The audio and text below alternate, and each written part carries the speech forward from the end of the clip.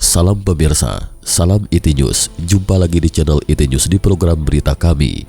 Hari ini kami akan sajikan berita tentang Direktur Jenderal Organisasi Kesehatan Dunia WHO, Tedros Ghebreyesus baru-baru ini memperingatkan bahwa Delta, varian virus komunis Tiongkok atau COVID-19 sangat menular telah menyebar ke hampir 100 negara. Ia menyebutkan dunia telah memasuki masa yang sangat berbahaya.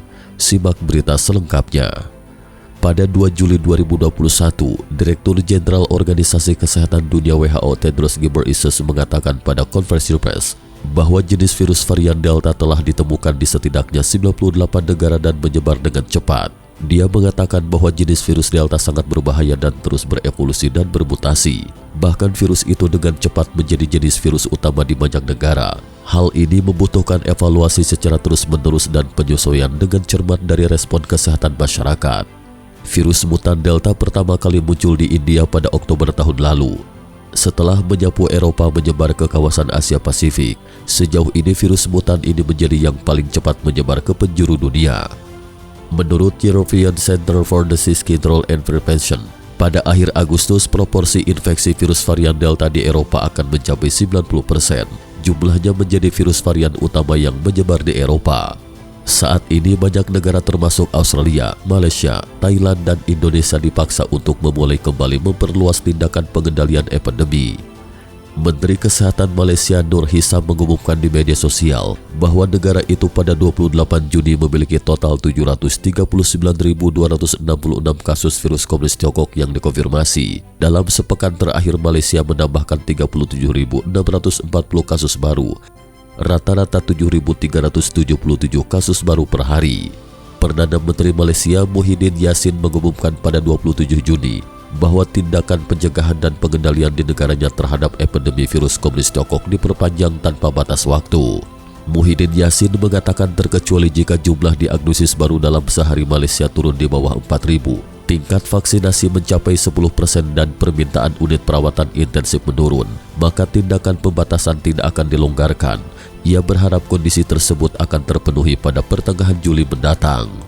Thailand kembali memberlakukan pembatasan restoran di lokasi proyek konstruksi dan pertemuan tatap muka di wilayah ibu kota sejak 28 Juni 2021. Harapannya untuk mengekang gelombang infeksi baru. Virus varian Delta juga merebak pandemi di Inggris. Pejabat kesehatan masyarakat di Inggris mengatakan bahwa infektivitas strain Delta mungkin 50% lebih tinggi daripada virus varian yang muncul di Inggris. Para ilmuwan percaya bahwa galur mutan Delta 40% hingga 80% lebih menular daripada galur virus komunis Tiongkok yang awalnya ditemukan di Wuhan.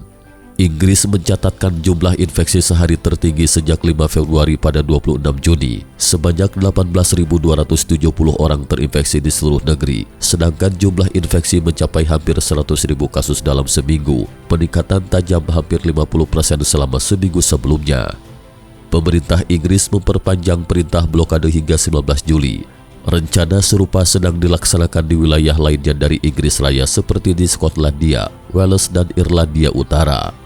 Dr. Anthony S. Fauci, pakar penyakit menular terkemuka di Amerika Serikat baru-baru ini mengatakan, saat ini virus varian Delta adalah ancaman terbesar yang dihadapi Amerika Serikat dalam proses menghilangkan virus corona baru.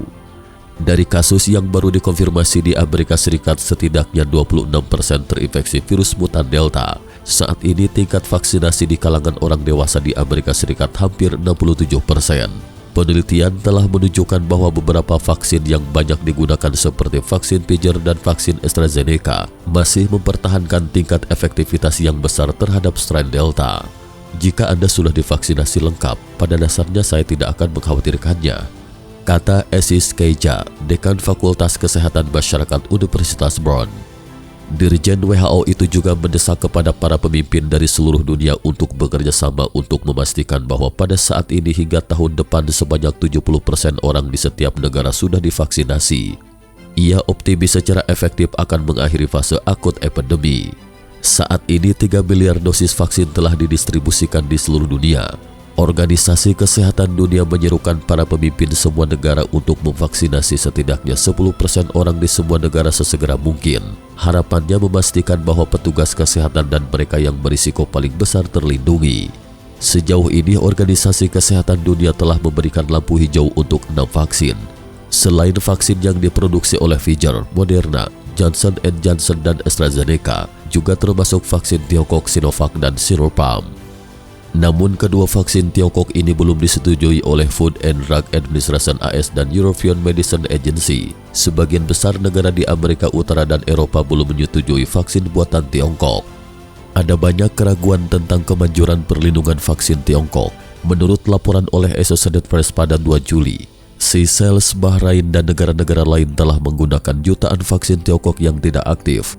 Meskipun tingkat vaksinasi saat ini relatif tinggi, akan tetapi masih ada lonjakan kasus. Perdana Menteri Italia Mario Draghi juga menyatakan keraguan tentang vaksin Tiongkok pada 25 Juni. Dia mengatakan kepada wartawan setelah KTT Uni Eropa pada hari itu bahwa vaksin Tiongkok tidak cukup efektif. Ia menyebutkan tentang pengalaman Chili dalam menanggapi epidemi. Seperti diketahui, Chili sangat bergantung pada vaksin buatan Tiongkok.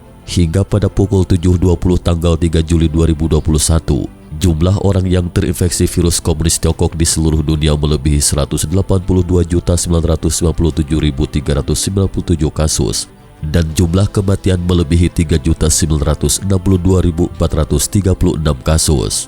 Sekian berita ITNews hari ini. Terima kasih telah menonton dan silahkan subscribe channel ini dan bagikan ke teman-teman Anda. Jika Anda memiliki opini, silahkan beri komentar di bawah ini. Sampai jumpa.